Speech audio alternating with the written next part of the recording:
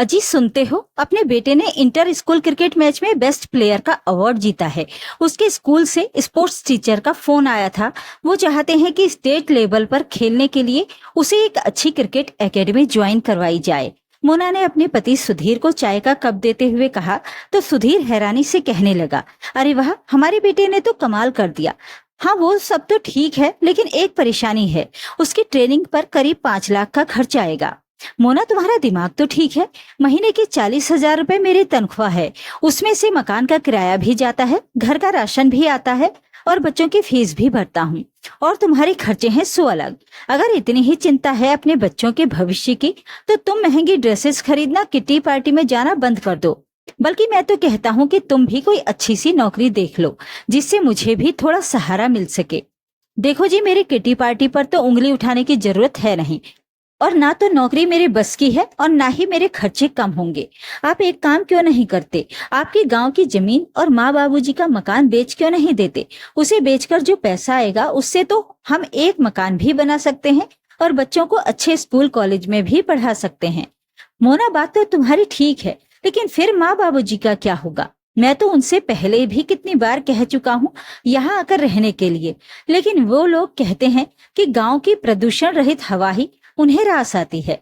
अब वे लोग अपना गांव छोड़ना ही नहीं चाहते, तो मैं कैसे जबरदस्ती कर सकता हूँ? सुधीर, चाहे कैसे भी करके उन्हें मनाना तो पड़ेगा। अरे अपना नहीं तो कम से कम अपने बच्चों के बारे में तो सोचो। और फिर तुम्हारे माँ बाबूजी हैं ही कितने दिनों के मेहमान। आज नहीं तो कल उन्हें तो भगवान के पास जाना ही है। मोना, ये क्या नाप शनाप बकती जा रही हो तुम मेरे माँ बाबूजी के बारे में? तुम एक काम करो, अगले हफ्ते दिवाली आ रही है। हम सब 4-5 दिन की छुट्टियां मनाने के लिए वहीं चलते हैं। इस दौरान मैं माँ बाबूजी से बात कर लूंगा। एक सप्ताह बीत जाने के बाद सुधीर और मोना अपने बच्चों के साथ अपने माँ बाबूजी के पास गांव पहुंचे। घर में घुसते ही दोनों बच्चे खुशी से चिल्ला पड़े, दादू दादी। और झट से दोनों ने अपने दादू दादी को झप्पी डाल दी। अपने बहू बेटे और पोता पोती को अचानक आया देख श्यामलाल जी और मालती जी की खुशी का ठिकाना न रहा। श्यामलाल जी बोले, बेटा, ये तो तुमने बहुत अच्छा किया कि जो इस दिवाली यहाँ चले आए, वरना हमारी तो हर दिवाली सूनी ही निकल जाती है। इस बार ऐसा नहीं होगा बाबूजी। और ये देखिए, आपकी बहू आपके फेवरेट पंजीरी और मठरी बनाकर भी लाई है। सुधीर ने कहा तो मोना भी बोली, माँ, मैं चाय बनाकर लाती हूँ, फिर एक साथ बैठकर खाएंगे। वाह बेटा, जीती रहो, दिल खुश कर दिया तुमने तो। मालती जी और श्यामलाल जी अपने बहू को ढेरों आशीर्वाद देने लगे। 3 दिन मोना ने अपनी सासू माँ की खूब सेवा की, अपने सास ससुर को बढ़िया पकवान बनाकर खिलाए। सुधीर भी अपने पिता की दवाइयों और खाने का ख्याल रखता।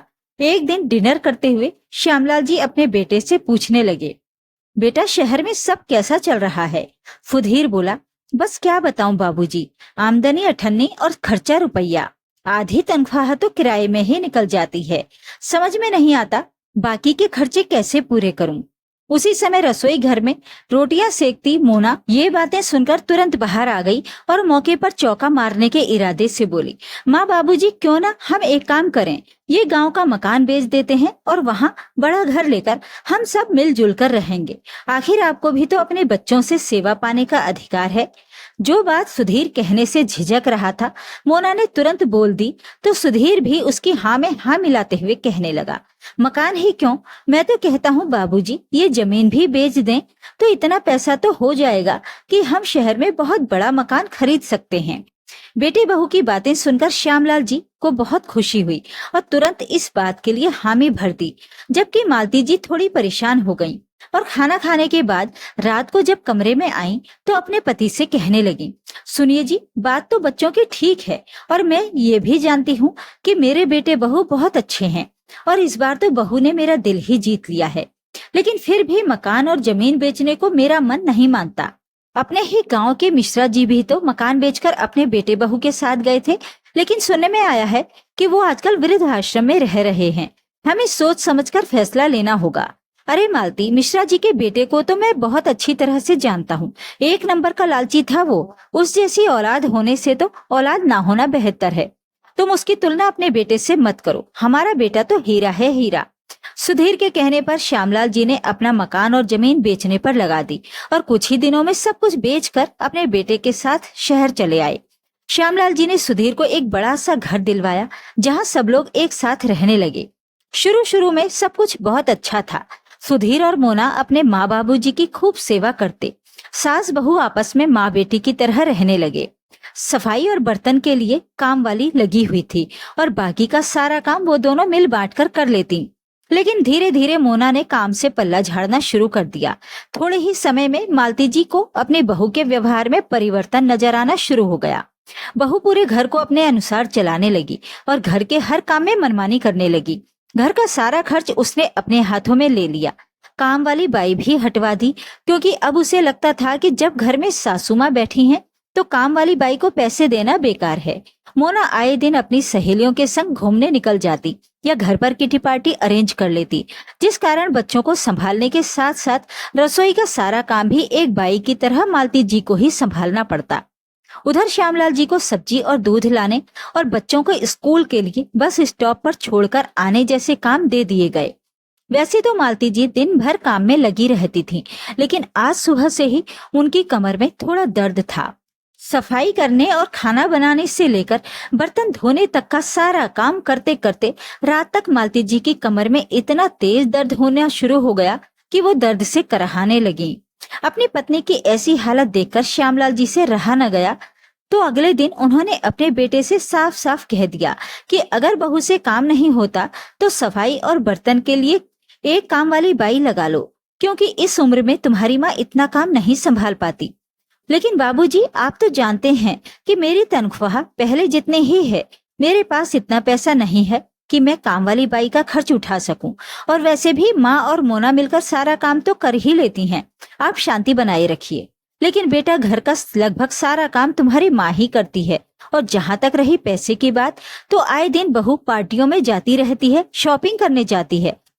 आए दिन नए से नए कपड़े पहनते हो तुम लोग। जब इस सब के लिए तुम्हारे पास पैसा है तो काम वाली बाई के लिए क्यों नहीं? आखिर तुम्हारी माँ भी इंसान है। अपने ससुर के मुंह से ये बात सुनते ही मोना तमतमा उठी। बाबूजी, आप ऐसा कैसे कह सकते हैं मेरे बारे में? मैं दिन भर घर का काम करती हूँ, और अगर दिन में थोड़ी देर के लिए अपनी सहेलियों के साथ बाहर चली जाती हूँ तो इसमें हर्ज ही क्या है? और फिर आप दोनों दिन भर करते ही क्या हैं? अगर थोड़े हाथ पैर चला भी लिए तो कौन सी मुसीबत आ गई?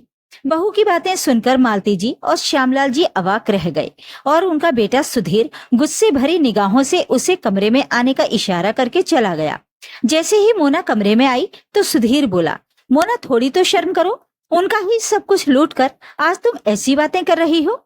सुधीर की बात सुनकर मोना भड़कते हुए बोली, तो क्या गलत कह दिया मैंने? उनके कारण मैं अपने आप को नहीं बदलूंगी।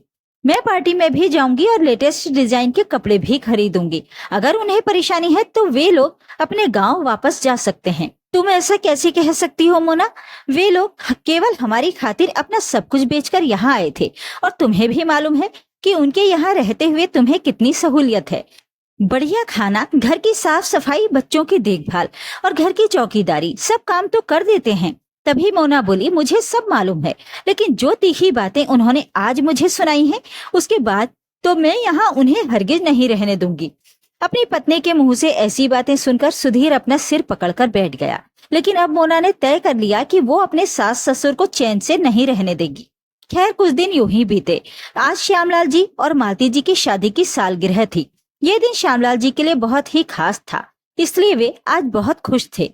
हर बार की तरह इस बार भी वे अपनी शादी की सालगिरह को यादगार बनाना चाहते थे, इसलिए श्यामलाल जी सुबह सुबह नहा धोकर तैयार हो गए। जैसे ही श्यामलाल जी कमरे से बाहर निकले तो उनकी बहू मोना ने उनके हाथ में एक थैला और 200 रुपए थमाते हुए कहा, बाबूजी, सब्जियां खत्म हो गई हैं, ले आइएगा, और हाँ, हरी मिर्च और धनिया पत्ती लाना मत भूलिएगा।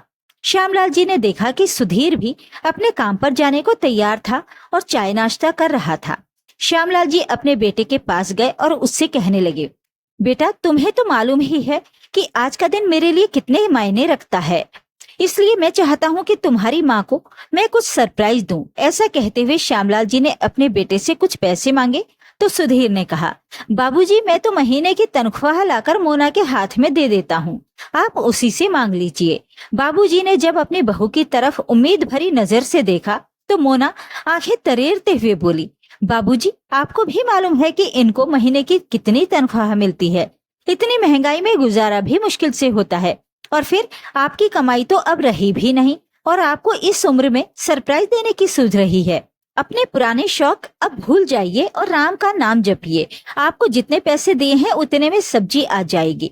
फालतू के खर्चों के लिए मेरे पास पैसे नहीं है। इतना कहकर मोना वहां से चली गई। श्यामलाल जी उसकी बातें सुनकर स्तब्ध खड़े रह गए। आज वे खुद को लाचार और ठगा महसूस कर रहे थे। तभी श्यामलाल जी की पोती रिया उनके पास आई और उनसे पूछने लगी, दादाजी आप किस सरप्राइज की बात कर रहे थे, और ऐसा क्या स्पेशल है आज? श्यामलाल जी उसकी बात सुनकर उसे लाड़ करते हुए बोले, अरे बिटिया, आज तुम्हारी दादी और मेरी शादी की सालगिरह है। आज हमारी शादी को 40 वर्ष पूरे हो चुके हैं, और इन 40 वर्षों में एक बार भी ऐसा नहीं हुआ कि मैंने तुम्हारी दादी को कोई उपहार न दिया हो। लेकिन इस बार शायद। कहते कहते अचानक श्यामलाल जी का गला भर आया और वे थैला उठाकर और पैसे लेकर सब्जियां लेने के लिए चल दिए। सब्जियां खरीदते खरीदते भी श्यामलाल जी के कानों में उनके बहू द्वारा बोले गए मिर्ची से भी ज्यादा तीखे शब्द लगातार गूंज रहे थे।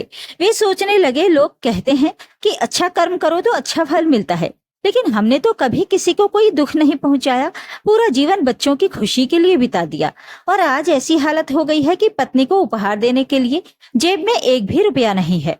मोना ने सब्जियों के लिए जो पैसे दिए थे उसमें से 50 रुपए बच गए थे, तो श्यामलाल जी ने मालती जी के लिए दूध खरीद लिया और संतुष्ट दिल से घर लौट आए। श्यामलाल जी को पसीने से तरबतर देखकर मालती जी अपने आंचल से उनका चेहरा पोंछने लगी। इस उम्र में इतना काम करने की क्या जरूरत है? अब से आप आराम करेंगे। यहाँ सब्जी की रेहड़ी आती है, थोड़ी महंगी सही, हम लोग यहाँ से सब्जी खरीद लेंगे। अरे मालती, वो सब छोड़ो, देखो मैं तुम्हारे लिए क्या लेकर आया हूँ। मेरी जीवन संगिनी, तुम्हें हमारी शादी की सालगिरह बहुत बहुत मुबारक हो। ये कहते हुए उन्होंने कुल्हड़ वाला दूध मालती जी की तरफ बढ़ाया। मालती जी मुस्कुरा कर बोली, आप ही हद करते हैं। जीवन में इतनी परेशानियां हैं, फिर भी आप किसी न किसी तरह मेरी जिंदगी में मिठास घोल ही देते हैं। तभी उधर से मोना आई। बाबूजी, मैंने आपको धनिया पत्ती और हरी मिर्च लाने को कहा था, वो कहाँ है? बोलते हुए उसकी नजर मालती जी की तरफ गई और उनके हाथ में कुल्हड़ वाला दूध देखते ही भड़क पड़ी। अच्छा, तो वो पैसे आपने माँ जी के लिए दूध लाने में खर्च कर दिए। शर्म नहीं आई आपको इस उम्र में चोरी करते हुए? मालती जी बोली, बहू, इसमें इनका कोई कसूर नहीं है। ये तो केवल मेरी खुशी के लिए मेरा मनपसंद दूध खरीद कर ले आए थे। ये बात चल ही रही थी कि अपने दादा दादी को एनिवर्सरी का तोहफा देने के लिए उनके पोता पोती बगीचे से कुछ फूल तोड़कर उनका एक गुलदस्ता बनाकर ले आए और बोले, दादू दादी हैप्पी एनिवर्सरी। मालती जी और श्यामलाल जी अपने पोता पोती को ढेर सारा आशीर्वाद देने लगे। अपने बच्चों को दादा दादी के साथ लगाव देखकर मोना जल भुन कर कोयला हो रही थी। उनके कान पकड़ते हुए बोली, जब देखो अपने दादा दादी के आसपास मंडराते रहते हो, कोई पढ़ाई लिखाई नहीं है क्या? चलो यहाँ से। तभी सुधीर घर में आया और बोला, जब भी घर में आता हूँ बस क्लेश, अब क्या हो गया? तो मोना ने चिल्ला चिल्ला कर उसे सारी बात बताई। उसकी बात सुनकर सुधीर अपने माँ बाबूजी के पास गया और बोला, आप दोनों इस घर में शांति से नहीं रह सकते हैं क्या? जब से आप लोग आए हैं मेरा तो जीना मुश्किल हो चुका है। और बाबूजी, आपकी कमाई अब नहीं है तो अपने पुराने शौकों पर भी जरा लगाम कसकर रखें। ये बातें सुनकर श्यामलाल जी को गुस्सा आया और वो बोले, तुम्हारी हिम्मत कैसे हुई हम लोगों से इस तरह से बात करने की? ये मत भूलो कि केवल हमारी वजह से आज तुम लोग इस घर के मालिक बने बैठे हो। तो कोई एहसान नहीं किया है आप लोगों ने, सभी माँ बाप अपने बच्चों के लिए करते हैं। ये कहते हुए गुस्से से तिलमिलाता हुआ सुधीर अपने पैर पटकता हुआ अपने कमरे में चला गया। मालती जी और श्यामलाल जी अपने बेटे बहू के रवैये पर हैरान थे। श्यामलाल जी की नजर अपनी पत्नी की ओर गई तो देखा उनकी आंखों में आंसू थे। बस अब बहुत हुआ, ये सोचकर श्यामलाल जी अपनी अलमारी खोलकर कुछ टटोलने लगे। अगले दिन जब सुधीर नौकरी पर जाने के लिए तैयार होकर जूते पहन रहा था तो देखा श्यामलाल जी अपने थैले में कुछ कागज रखकर बाहर की ओर निकल रहे थे। तब सुधीर ने पूछा, कहाँ जा रहे हैं? तो श्यामलाल जी बोले, बैंक जा रहा हूँ, कुछ पैसों की जरूरत है। इस पर सुधीर ने कहा, आपको पैसों की क्या जरूरत पड़ गई? तो श्यामलाल जी बोले, बेटा मैं कोई भिखारी नहीं हूँ जो तुमसे पैसे मांगता रहूंगा। भले ही तुम्हारे कहने पर मैंने गांव का मकान और जमीन बेच दिए, लेकिन फिर भी मेरे पास एफडी में कुछ पैसे पड़े हैं और वो मेरे हैं। शाम को जब तुम ऑफिस से घर आओगे तो मुझे तुमसे कुछ जरूरी बात करनी है। इतना कहकर श्यामलाल जी घर से बाहर निकल गए। शाम के 7 बज चुके थे। सुधीर भी ऑफिस से घर वापस आ चुका था, लेकिन श्यामलाल जी अभी तक घर नहीं आए थे। उधर मालती जी की चिंता बढ़ती जा रही थी। करीब 7:30 बजे श्यामलाल जी जब घर लौटे तो उनके हाथों में कुछ उपहार थे। अजी, कहाँ चले गए थे आप? मुझे तो आपकी बहुत चिंता हो रही थी। श्यामलाल जी ने देखा जहाँ उनकी पत्नी की आंखों में घबराहट थी, तो उधर सुधीर और मोना उन्हें गुस्से भरी निगाहों से देख रहे थे। बेटा बहू को गहरी निगाह से देखते हुए श्यामलाल जी मालती जी से कहने लगे, अरे भाग्यवान, कल तो शादी की सालगिरह पर मैं तुम्हें कुछ नहीं दे पाया।